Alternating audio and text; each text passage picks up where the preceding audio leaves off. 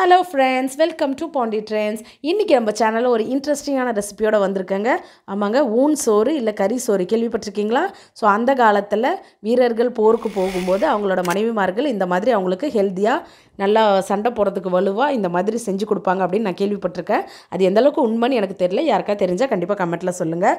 So அந்த ஒரு சூப்பரான நல்ல டேஸ்டியான காரசாரமான மதுரை கறி சோறு ரெசிபி தான் இன்றைக்கி நம்ம சேனலில் பார்க்க போகிறோம். நல்லா கமன்னு இந்த மாதிரி சுட சுட எடுத்து சாப்பிட்டிங்கன்னா பிரியாணி என்னங்க பிரியாணி, அதை விட 200% டேஸ்ட் வேறு லெவலில் இருக்கக்கூடிய இந்த கறி சோறுக்கு நீங்கள் அடிக்டே ஆகிடுவீங்க இதை செஞ்சு சாப்பிட்டிங்கன்னா.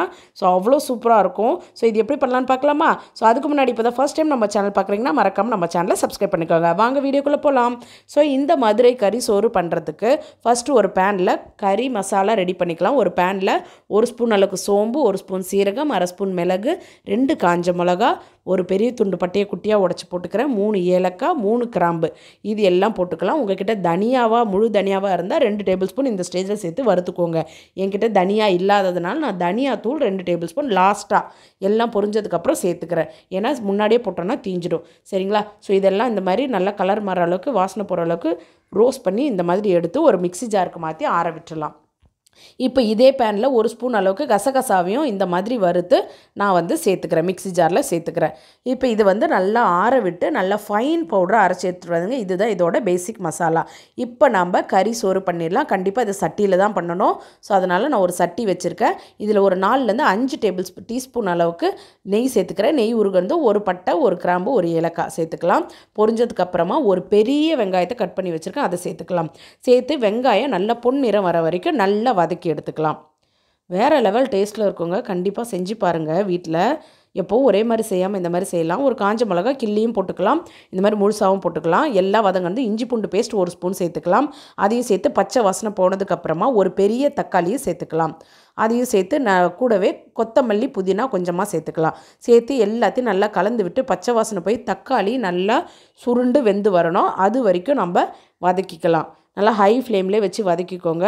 இந்த மாதிரி வதக்கி விட்டு கொஞ்சம் நேரம் ரெஸ்ட் விட்டு பண்ணிங்கன்னா அது நல்லா குழஞ்சி நம்மளுக்கு வெந்து வந்துடும். ஸோ அவ்வளோதான். ரொம்ப சிம்பிளான ரெசிபிங்க. இப்போ எல்லாம் வதங்கிடுச்சு. இப்போ நான் 1/2 கிலோ அளவுக்கு சிக்கன் எடுத்து வச்சுருக்கேன், அதை சேர்த்துக்கிறேன். ஸோ சிக்கன் சேர்த்துட்டு லைட்டாக அந்த வெங்காயம் தக்காளி கூட கலந்து விட்டுடலாம். கலந்து விட்டுட்டு இதுக்கு தேவையான மசாலாஸ் 1 by 1 நம்ம சேர்த்துக்கலாம். தனி மிளகாய்த்தூள் 1 டீஸ்பூன் அளவுக்கு சேர்த்துக்கிறேன். இது கூட 1/2 டீஸ்பூன் அளவுக்கு தனியாத்தூள் சேர்த்துக்கலாம். ஸோ இது கூடவே நம்ம அரைச்சி வச்சுருக்கோம் இல்லையா கறி மசாலா, அதை அப்படியே சேர்த்துக்கலாம். குவான்டிட்டி கரெக்டாக இருக்கும். நம்ம அரைச்சி வச்சுருக்க கறி மசாலாவை அப்படியே சேர்த்துக்கலாம். சேர்த்துட்டு எல்லாம் அந்த கறி கூட நல்லா கலக்கிற அளவுக்கு நல்லா மிக்ஸ் பண்ணி விட்டுருங்க. மிக்ஸ் பண்ணி விட்டுட்டு இதுக்கு தேவையான அளவுக்கு உப்பு நம்ம சேர்க்க போகிறோம். ஸோ அதையுமே இப்போ நம்ம சேர்த்துடலாம். இந்த ரைஸில் நம்ம ரைஸ் தனியாக தான் வடித்து சேர்க்க போகிறோம். அதனால் உப்பு கரெக்டாக எல்லாத்துக்கும் சேர்த்து நம்ம சேர்த்துக்கலாம். கடைசியாக பத்தலைனா போட்டுக்கலாம். ஸோ உப்பையும் சேர்த்து நல்லா கலந்து விட்டுடலாம். கலந்து விட்டுட்டு இந்த சிக்கனே தண்ணி விடும். இருந்தாலும் நம்ம ஒரு 1/4 கப் அளவுக்கு தண்ணி ஊற்றிக்கலாம். ஸோ அந்த மாதிரி 1/4 கப் அளவுக்கு தண்ணி ஊற்றிட்டு நல்லா நம்ம கலந்து விட்டுக்கலாம். கலந்து விட்டுட்டு இந்த ஸ்டேஜில் உப்பு காரம் எல்லாமே செக் பண்ணிக்கோங்க. பத்தலைனா தாராளமாக நம்ம போட்டுக்கலாம். கொஞ்சம் கரிக்கிற மாதிரி இருக்கணும். அப்போ தான் நம்ம ரைஸ் போடும்போது கரெக்டாக இருக்கும். இப்போ மூடி போட்டு 10 நிமிஷம் அப்படியே இந்த சிக்கனை வேக விட்டுடலாம். அந்த தண்ணியிலே நல்லா வெந்து வரட்டும். இப்போ 10 நிமிஷம் ஆச்சு. ஓப்பன் பண்ணோன்னா எண்ணெய்லாம் திரிஞ்சு நல்லா சிக்கன் வெந்து வந்திருக்கு. நல்லா ஒரு கிளறி விட்டுடலாம். திரும்பவும் உப்பு காரம் செக் பண்ணிக்கோங்க, இல்லைன்னா நம்ம சேர்த்துக்கலாம். இப்போ எல்லாம் சூப்பராக ரெடி ஆகிருக்கு. இப்போ நம்ம என்ன பண்ணணும், இதுலேருந்து கொஞ்சம் சிக்கன் பீசஸை நம்ம எடுத்து வச்சுக்கலாம். ஏன்னா நம்ம கறி சோறு வாழை இலையில் கட்ட போகிறோம். ஸோ அடியில் கொஞ்சம் கறி அப்புறம் சோறு அந்த மாதிரி தான் நம்ம பண்ண போகிறோம். அதனால் நம்ம என்ன பண்ணுறோம், ஒரு 4-5 பீஸ் கறியை மட்டும் தனியாக ஃபஸ்ட்டே எடுத்து வச்சுக்கலாம். ஸோ இந்த மாதிரி எடுத்து வச்சுக்கோங்க. அதுக்கப்புறம் பார்த்திங்கன்னா நான் இன்றைக்கி சீரக சம்பா அரிசி 3 கிளாஸ் போல் தனியாக வடித்து நல்லா ஆற வச்சுருக்கேன். ஏன்னா சூடாக போட்டிங்கன்னா அப்படியே குழன்னு ஆகிடும் சீரக சம்பா ரைஸு தண்ணியில் போடும்போது. அதனால் நல்லா ஆற வச்சு எடுத்து வச்சுருக்கேன். வடித்து ஆற வச்சு எடுத்து வச்சுருக்கேன். நம்ம நார்மல் சாதம் வடிக்கிற மாதிரி வடித்து நல்லா ஃபேனில் ஆற வச்சு எடுத்து வச்சுருக்கேன். பொலன்னு இருக்குது பாருங்கள். இதை இப்போ இது கூட நம்ம சேர்த்துக்கலாம். சேர்த்துட்டு நல்லா கிளறி விட்டுருங்க. கிளறி விட்டு எல்லா பக்கமும் அந்த சிக்கன் மசாலா எல்லாம் அந்த ரைஸில் சேர்கிற மாதிரி கிளறி விட்டுட்டு நல்லா சமன்படுத்தி இது மேலே கொஞ்சமாக கொத்தமல்லி புதினா சேர்த்துக்கலாம். சேர்த்துட்டு மூடி போட்டு ஒரு 10 நிமிஷம் அப்படியே தம்லே இருக்கட்டும். சட்டியில் இருக்க சூடுலேயே அது சூப்பராக வேகும். அடியில் ஸ்லோ ஃப்ளேமில் வச்சுடுங்க. இப்போ நம்ம ஆம்லேட் போட்டுக்கலாம். பார்சல் பண்ணும்போது ஆம்லேட்டும் அதில் வைக்கணும். ஸோ அதனால் எப்போதும் போடுற மாதிரி தான் ஒரு முட்டையை உடச்சி ஊற்றி மிளகும் கொஞ்சமாக உப்பும் தூவி சூப்பராக ஆம்லேட்டை போட்டு எடுத்துக்கலாம். நம்மளுக்கு இந்த கறி சோறு கட்டுறதுக்கு நம்மளுக்கு 2 ஆம்லேட் தேவைப்படும். அதனால் நம்ம என்ன பண்ணிக்கலாம், 2 ஆம்லேட் போட்டுக்கலாம்.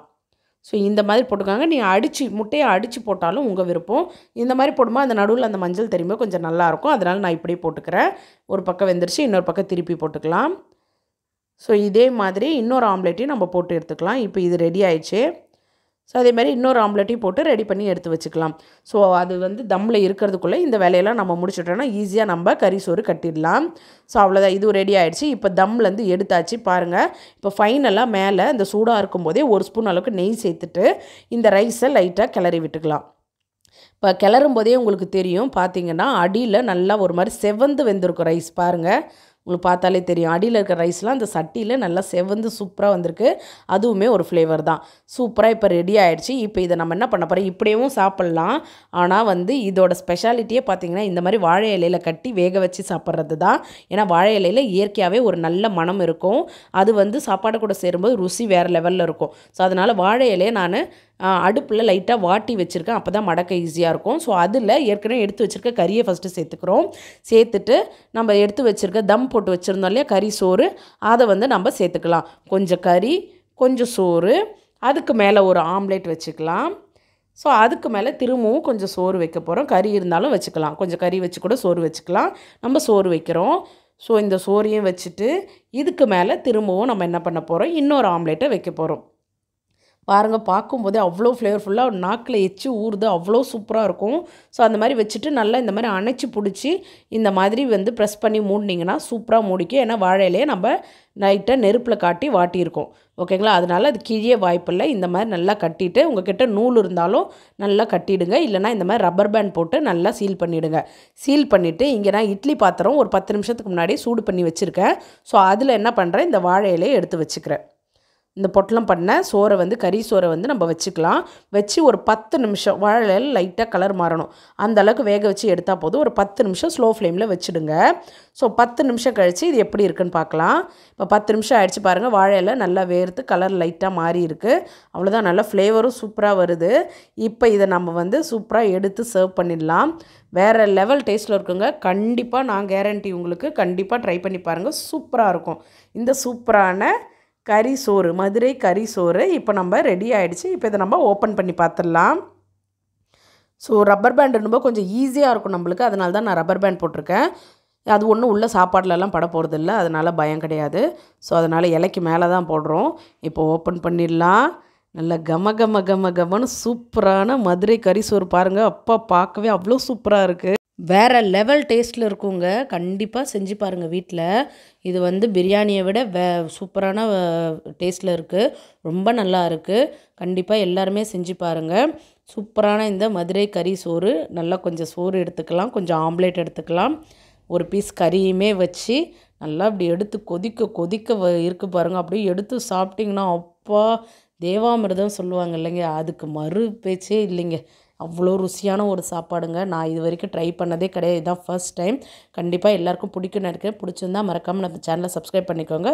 இன்னொரு வீடியோவில் சந்திக்கிறேன்.